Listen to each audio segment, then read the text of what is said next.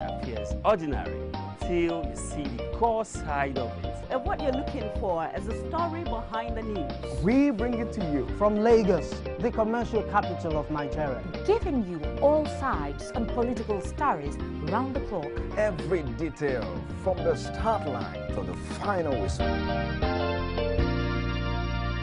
CoreTV News, expanding your view.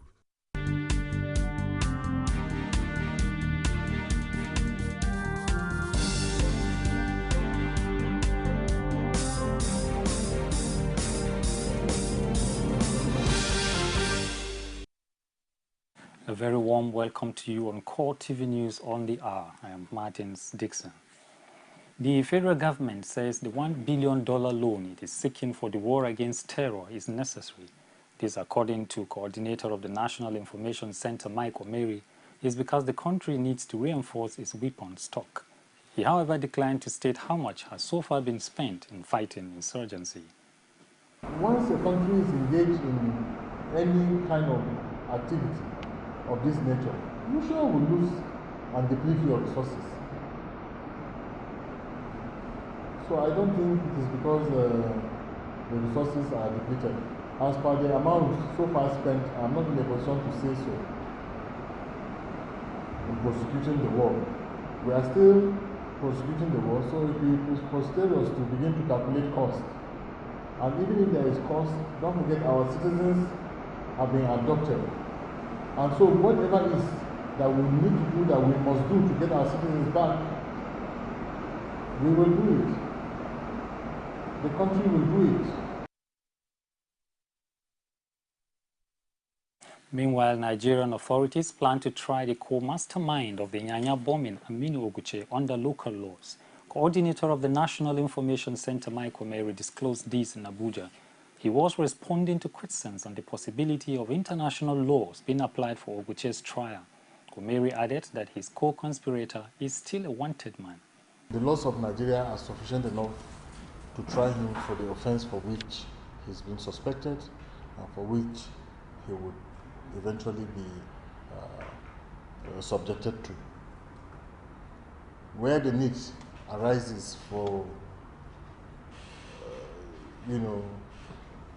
other legal processes that are stronger than Nigeria's, then it will be applied. But for now, the laws of Nigeria are clear. And so don't forget that there are offenses that local laws supersede international laws. And such as this case, the local laws will apply. And I understand from the security sources is that Abubakar Siga, alias Doctor, one of the co-conspirators and mastermind of the Nyanya blast, is still a wanted person. And therefore, be assured that security forces are watching and on his trail. Authorities have beefed up security around major prisons in the country to discourage jailbreaks. Comptroller General of the Prison Service, Zakari Ibrahim, disclosed this in an interview with journalists on the sidelines of the decoration of senior prison officials in Abuja. You know that where people cherish freedom, freedom is golden. When you keep criminals under lock and key or in custody, surrounded by walls, they will want to escape. So in prisons all over the world, we have this challenge of people escaping. But we are trying. Like we have armed squads that tend to guide the perimeter fence from outside. We are also fortifying our perimeter fences. We are exposing the staff to training and retraining. And also, we are also trying our best in the area of reformation and we introduce religious activities to bring change in attitude on the inmates.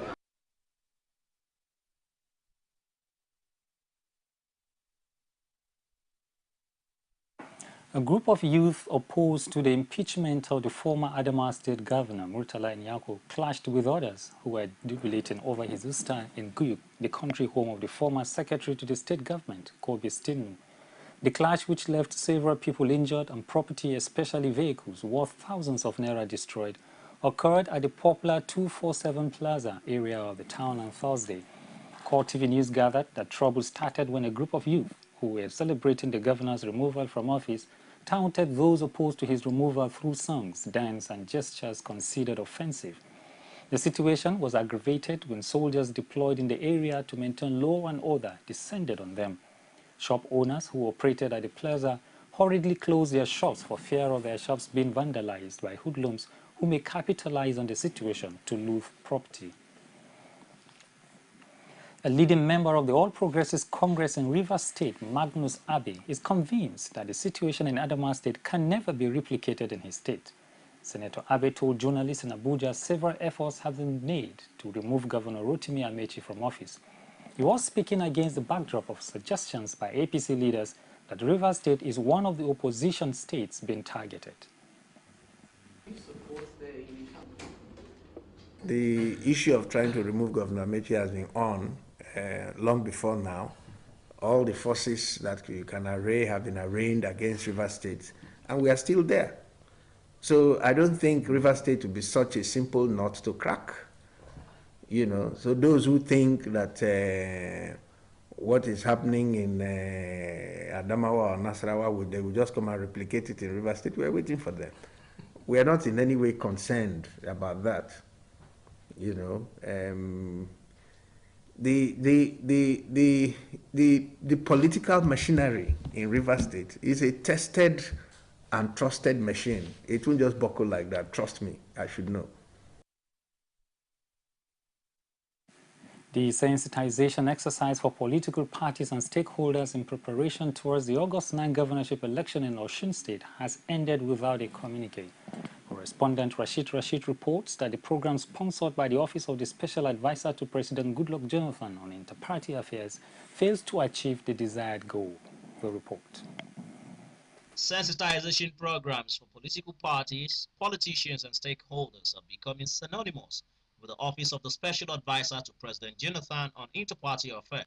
The Secretary of the Inter-Party Advisory Committee, Peter Ame, in his speech admonished all to work towards having free, fair and credible elections in Nigeria. Because for more indications from what I have seen, this workshop has really affected the result and outcome of elections. As we continue to work together as Nigerians, as we continue to do things together, if we are committed to a process of free and fair election, we will always get that. Election in Nigeria should be about the people. It should be about what the people want and what the people want as a result of the election. After much deliberations and with political players bearing their minds on core issues, they eventually come to terms and agree to reach consensus for peace to reign in Osun. All stakeholders should strive to promote free and fair elections. There must be mutual respect and tolerance among political parties for a conducive environment for the forthcoming election. That political parties should enlighten their supporters on the need to shun electoral malpractices and destruction of lives and property. That the use of violent language and physical intimidation must be avoided. Gladiators in the political process also lent their voices to the importance of the sensitization and what it has achieved in the build-up to the August 9 election. Time is very good. Also coming up at a time that is very crucial in the life of this state. Some 23 days to go. It's a good forum for all of us to meet, to share that together, and how to bring the state forward. You see, the election is very crucial to the development of the state because this is where people must exercise their rights, and people must be able to exercise this right within a good and. The special advisor to the president on Inter-Party Affairs, Ben Obi, posted about the program's success. This is not the first time, and yet they've all participated. They participated because they know it's real. Participated because they know that it's not partisan. What happened in Ekiti? Was it not here the other day, how many weeks ago? Need I say more? The story, however, changes when it was time for political parties to sign the communique earlier agreed upon. No single party signed the document as they claimed it was shunned due to the insincerity on the part of the organizers. Rashid, CoreTV News, Oshogbo. The Yoruba have been urged to foster unity among themselves ahead 2015 general elections. Oluwaseyi Adegoke has details of the 2014 conference organized by the Confederation of Self-Determination Group in Ibadan. The report is presented from our studios. The conference was tagged 2015 Agenda for Yoruba Youth.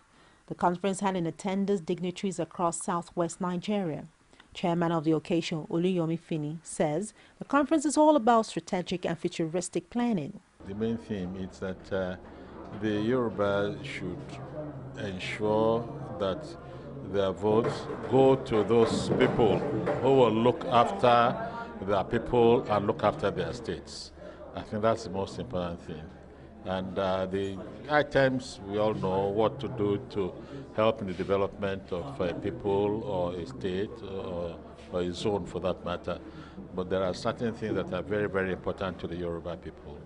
You know, things like education, agriculture, you know, security, and so on and so forth. The representatives of the Oyo State Governor, Esther Adedoku, pleas for unity among Yoruba people. We just have to do it. We just, whether by crook or by any means, we just have to be united, because we need this unity for our state, for us to retain our state. In the same vein, Sholagbade Amodeni, who represented the Osun State Governor and the chairman of the Confederation Self-Determination Groups, Dayo Ogulano, embraced unity as an agenda for 2015 elections. First and foremost is cooperation, to be focused.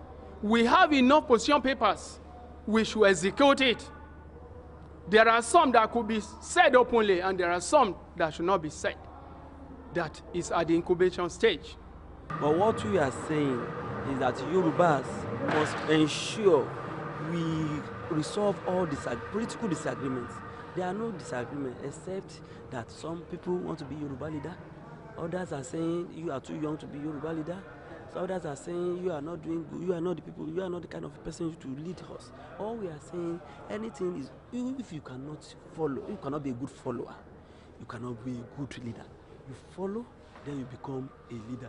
There are many people on ground, but what we are saying, we should try as much as possible to resolve our differences. The organizers appeal to the Yoruba to join hands to do what is gracious for the people. Striking lecturers of colleges of education in the country have agreed to resume work from Monday next week. This was after the leadership of the Colleges of Education Academic Staff Union met with Education Minister Ibrahim Shekarau in Abuja. The lecturers agreed to grant the federal government a 3-month window to meet their demands.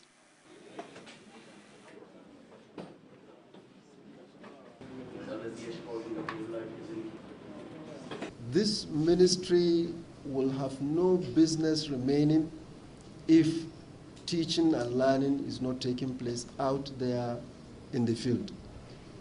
The business of managing education must translate into teaching and learning.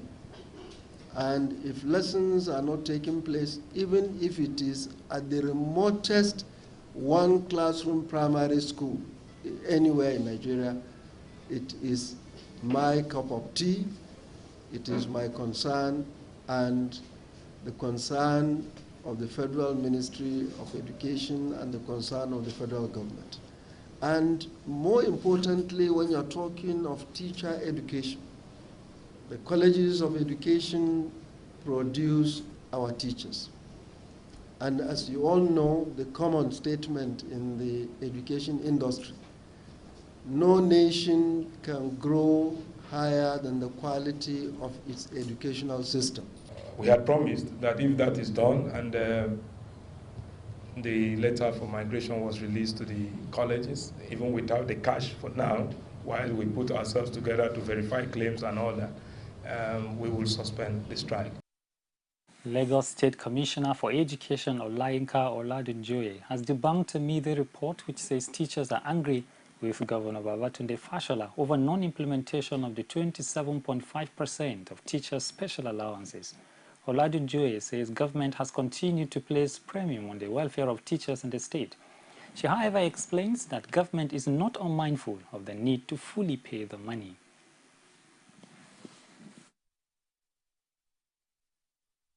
Hence, government is working assiduously with a view to paying the balance of the special teacher allowance to its teachers soonest.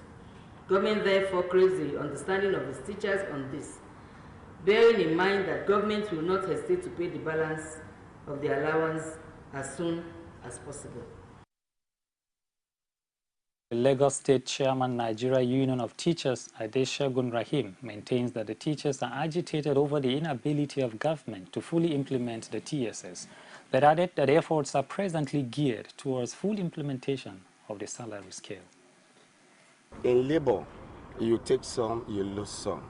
But presently, I have the feelings that government will pay. And you know, as labor, if government doesn't pay and the agitation actually gets to a point, there is no way to not stumble. But I have the feelings that the way the government is working on it, it will not get to that stage. Still in Lagos, the state government has approved 10 working days paternity leave for male career officers in the state public service. The state also extended the maternity leave for women in the public service from 12 to 24 weeks. Abiola Oluwole has more in this report presented from our studios. The development is informed by the need to fully attend to the growth of children, which will in turn help to address societal ills attributable to child's upbringing. According to the head of service of the Lagos Public Service, Oluseyi Williams, the new policy will extend the maternity leave for women in the state employ to 24 weeks in case of forced two deliveries, while subsequent deliveries attract the initial 12 weeks, which will commence 2 weeks before the due date of delivery. She added that male officers in the state employ are entitled to a 10-day working paternity leave for first two deliveries of their children. It will be recalled that in the old dispensation, female officers were entitled to only 12 weeks maternity leave at every point of delivery, while male officers do not enjoy paternity leave. The 12 weeks for the women was to be taken 6 weeks before and 6 weeks after delivery. This new leave gesture by government is further informed by the fact that nursing mothers leave their children in the hands of carers at such tender age of 6 weeks, and one can only imagine the level of concentration to expect from such an employee at her desk. However, at 6 months, that is 24 weeks, a baby is considered strong enough to be left in a decent creche for proper care, having gone through close affection and nurturing by the mother for those very important and delicate first few months of his or her life. The Special Advisor to Governor Fashola on Public Health, Yewande Adesina, affirms that the policy is in line with the exclusive 6-month breastfeeding policy of the state. The other advantage of this policy for health, I think health is the winner of this policy overall, because it increases the baby's ability to develop their immune system before they actually are exposed to the world, the creche. They reduce lung diseases and reduce allergic reactions are reduced. They now have the opportunity to eat what their body was formulated to digest, the breast milk, the human breast milk instead of the cow milk. The new policy, according to the state government, will not affect the output of the workforce. Following the conclusion of a 3-day training exercise for medical staff in Osun hospitals, the state governor Rauf Aregbesola has commissioned the newly acquired 3-dimensional machines for public use. He also gave stipends to senior citizens of the state. Rashid was there and filing this report. As one of the 6 points agenda of the Aregbesola government at making health facilities available for all, the commissioning of the ultrascan machines is seen as timely, if the words of the special advisor to the governor, Abdullahi Binuyo, are anything to go by. For us in MDG's office, the Aregbesola administration programs are a clear symbolism of MDGs, a pointer to the people-oriented approach of Ogbeni to governance. Aregbesola, speaking in Yoruba, expresses gratitude to all as he commissions the machines and promises to make the scheme a long-standing one.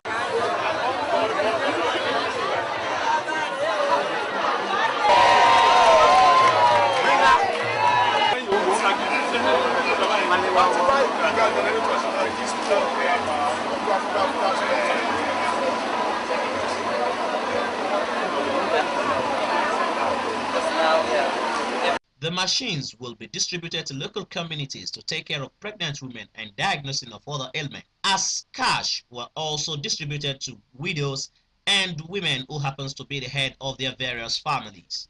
The CCT will have a multiplier effect on the society. In all of this, the people are the winners and the direct beneficiaries. Through CCT, we will be giving cash to indigent households headed by women. That is the cash aspect of it. Aregbesola also used the occasion to pay 2 months arrears of 20,000 naira to senior citizens in the state. Rashid, CoreTV News, Oshogbo.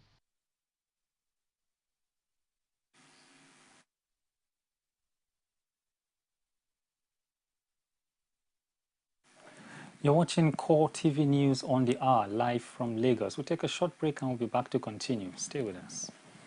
CoreTV News now provide a platform for live coverage of political rallies and electioneering campaign from anywhere in Nigeria. Political news stories, political editorial reviews, political discussions, personality profile, People's Parliament from the National, State and Local Government Assembly. Contact us now on 0803-471-8550 or 0803-724-9733. 01453-3407. Our 24-hour news station. You can now watch CoreTV News live from anywhere in the world on our website www.coretvnews.com. Click on Live TV on our website and watch us live. And welcome to CoreTV Primetime Days. To follow us on Twitter, click on Twitter icon on our website. On Facebook, click on the Facebook and YouTube to see all our previous news production. You can also watch us live on YouTube. Click CoreTV, leave a space, then News. CoreTV News, our 24-hour news station. And now outside Nigeria, pro-Russian separatists in eastern Ukraine are to give international investigators access to the crash site of a Malaysia Airlines jet. The rebels vowed to secure the site and allow the recovery of bodies according to the Organization for the Security and Cooperation in Europe. The plane carrying 298 people crashed in the rebel-held territory on Thursday. The two sides in Ukraine's civil conflict have accused each other of shooting down the jet with a missile. The Boeing 777 was flying from Amsterdam to Kuala Lumpur. It fell between Krasny Loch in Luhansk region and Shakhtarsk in the neighboring region of Donetsk. Malaysia Airlines says the plane was carrying at least 154 Dutch nationals, 27 Australians, 43 Malaysians, including 15 crew, 12 Indonesians, and 9 Britons. Other passengers came from Germany, Belgium, the Philippines, and Canada. The dead included world-renowned Dutch researcher Joep Lange, who was among a number of passengers en route to an international AIDS conference in Australia. It is the second disaster suffered by Malaysia Airlines this year. Flight MH370 disappeared en route from Malaysia to China in March and is still not been found. The plane came down near the village of Grabovo in Ukraine on Thursday. US and Ukraine officials say they believe the plane was shot down. Ukrainian President Petro Poroshenko called it an act of terrorism. Ukrainian authorities have released what they say are intercepted phone conversations that prove the plane was shot down by pro-Russian separatists. Russian President Vladimir Putin, however, blamed the Ukraine government for restarting military operations in the area where it is trying to regain control from pro-Russian rebels. And this wraps it up on this hour. Join us the next hour on Top of the Hour for news. Thank you for watching.